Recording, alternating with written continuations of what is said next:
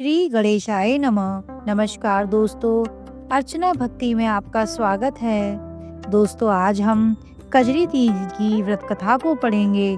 भाद्रपद मास में कृष्ण पक्ष की तृतीया तिथि के दिन कजरी तीज आता है। पौराणिक कथाओं के अनुसार यह व्रत पहली बार माता पार्वती ने भगवान शिव को पति रूप में पाने के लिए किया था। कजरी तीज पूजा के दौरान कजरी तीज की व्रत कथा सुनी जाती है, जिससे सुहागनों को अखंड सौभाग्य की प्राप्ति होती है और परिवार का कल्याण होता है। सौभाग्य पाने के लिए, संतान प्राप्ति के लिए और कुंवारी लड़कियां मनपसंद जीवन साथी पाने के लिए कजरी तीज का व्रत करती हैं। इस कथा के बारे में मान्यता यह है कि इस कथा को सुने बिना तीज की पूरी नहीं मानी जाती है, तो कजरी तीज की यह व्रत कथा अवश्य सुने। इस कथा के अनुसार एक गांव में एक गरीब ब्राह्मण दंपति रहते थे। वो दंपति मुश्किल से 2 वक्त की रोटी जुटा पाते थे, इसलिए उस साल ब्राह्मण की पत्नी ने कजली तीज का व्रत रखने का संकल्प लिया और उसने यह व्रत रखा। तो अपने पति से कहा कि सुनो जी, आज मेरा तीज का व्रत है, आप कहीं से चने का सत्तू लेकर आओ।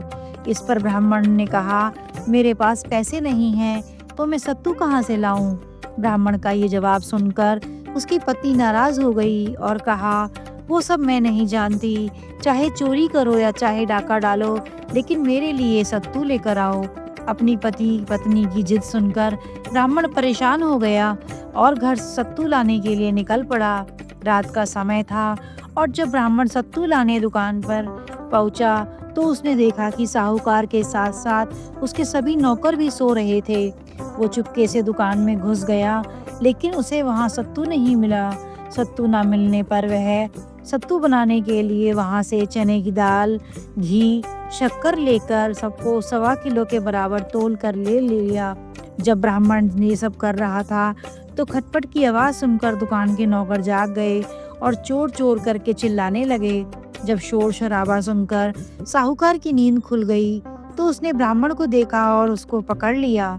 जकड़े जाने पर ब्राह्मण ने बहुत विनम्रता से कहा कि मैं चोर नहीं हूँ, मेरी पत्नी ने कजरी तीज का व्रत किया है, मैं केवल 1.25 किलो सत्तू लेने आया था, लेकिन सत्तू ना मिलने पर सत्तू बनाने की 1.25 किलो सामग्री लेकर जा रहा था, आप मेरी तलाशी ले लीजिए।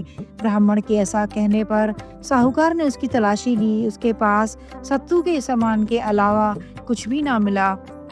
फिर ब्राह्मण ने कहा, मुझे जाने दीजिए, चांद निकल आया है, ब्रह्माणी मेरा इंतजार कर रही होगी।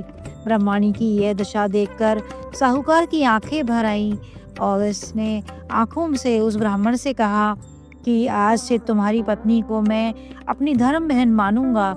इसके बाद उसने ब्राह्मण को सत्तू, आभूषण, गहने, रुपये, मेहंदी, अच्छा और बहुत सारा धन देकर वहां से विदा किया। ब्राह्मण की पत्नी ने अपना व्रत तोड़ा और व्रत करने के बाद ब्राह्मण दंपति पर कजली माता की कृपा हुई और उसके अच्छे दिन आ गए। इस कथा को पढ़ने सुनने वाले के साथ साथ सब लोगों की वैसे ही दिन फिरे जैसे जिस तरह ब्राह्मण के दिन फिरे थे। जय कजरी माता।